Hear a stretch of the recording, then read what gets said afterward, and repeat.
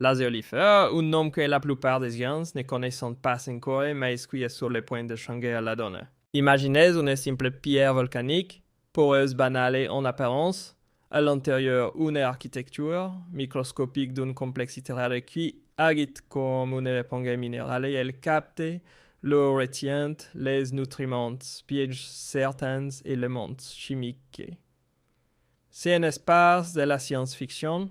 Questi che fait la zeolifie depuis des années au Japon, aux États-Unis, en Turquie, en Chine pour booster les rendements agricoles et réduire drastiquement la consommation d'eau. Et aujourd'hui, qu'est-ce l'Algérie qui s'y intéresse sérieusement? Pourquoi maintenant? Parce que c'est miné l'azéolifère, un nom que la plupart des gens ne connaissent pas encore, mais qui est sur le point de changer la donne. Imaginez une simple pierre volcanique, poreuse banale en apparence, à l'intérieur une architecture microscopique d'une complexité rare qui agite comme une éponge minérale et elle capte l'eau, retient les nutriments, piège certains éléments chimiques.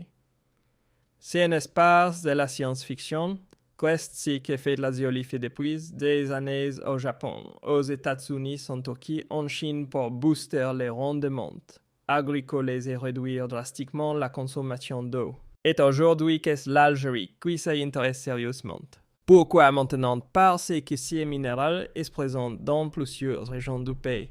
Parce que les agriculteurs, les scientifiques et les investisseurs du monde entier commencent à réaliser son potentiel, et parce que les questions qui se posent sont immenses, est-ce que le désert peut produire plus tout en consommant moins d'eau? Est-ce qu'une roche naturelle peut vraiment transformer l'agriculture algérienne et ce qu'elle peut freiner la désertification? C'est exactement ce qu'on va décortiquer ensemble aujourd'hui, mais avant que les abonnements cloche, vous connaissez la routine. Chapitre 2. Si minéral qui révolutionne les champs soyons honnêtes. L'agriculture aujourd'hui est une course contre trois ennemis, l'eau qui manque, les sols qui s'épuisent, et les engrais dont les prix flambent chaque année un peu plus, trois problèmes concrets quotidiens et qui ruinent littéralement des exploitations entières. Alors quand on me dit qu'un simple minéral peut s'attaquer, histoire à la fois j'écoutais, la zeolifie mélangée directement dans le sol se comporte comme un réservoir. Elle absorbe l'eau lors des pluies ou de l'irrigation et la restitue lentement aux racines quand le sol commence à sécher. Résultat, les cultures restant hydratées place longtemps, les besoins en arrosage chutant, les pertes d'eau s'effondrant. Dans certaines expériences de terrain, on parle d'économies qui dépassent les 30%. 30% pour un pays comme l'Algérie qui fait face au stress hydrique depuis des décennies. Si n'est pas un détail, c'est un changement de paradigme. Chapitre 3, le désert reculé vraiment. Voilà des décennies que la désertification avance en Algérie, doucement mais sûrement, et jusqu'ici les solutions restent coûteuses, complexes ou simplement insuffisantes. La zeolifie change la donne d'une façon que peu de gens anticipaient. Sa capacité à retenir l'humidité structure le sol en profondeur. Elle augmente la quantité d'eau disponible autour des racines, réduit l'érosion et aide les plantes à tenir pendant les périodes de sécheresse. Ces périodes qui dans les sud et sur les sous plateaux peuvent durer des mois sur un espace de la magie.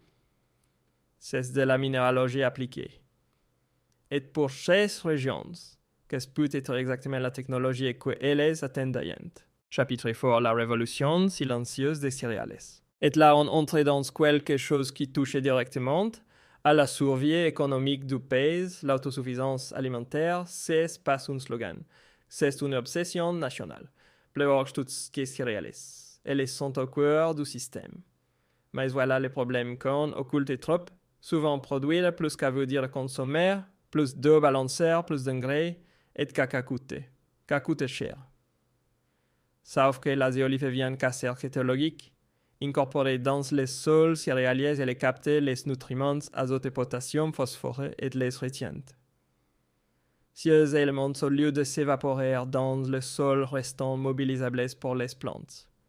Résultat, les cultures poussent mieux les rendements grimpants et la facture en fertilisant peut sérieusement baisser. Pour un pays qui joue sa sécurité alimentaire sur ce terrain, la qu'est pas anodine. C'est potentiellement game dash changing dans chapitre 5, le Sahara comme laboratoire agricole. Maintenant, parlons du projet le plus fou, le plus ambitieux que l'Algérie portait en un moment de cultiver le désert. Depuis quelques années de grandes exploitations agricoles sortant de terre dans le sud, c'est impressionnant sur le papier.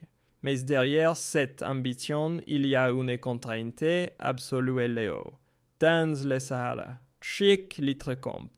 Chaque litre perdu, qui est un échec, que c'est exactement laquelle l'azéolif devient stratégique, en limitant les pertes hydriques et le permet d'optimiser l'utilisation de cette ressource rare.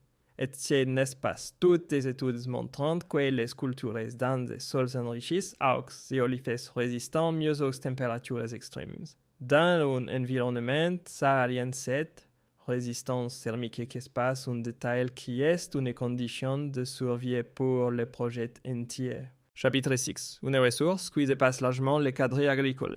Et attention particulière, là on ne parle même pas que de l'agriculture. La zéolive qui est une culture suisse minérale. Le traitement de l'eau, elle est là. L'élevage, elle est là.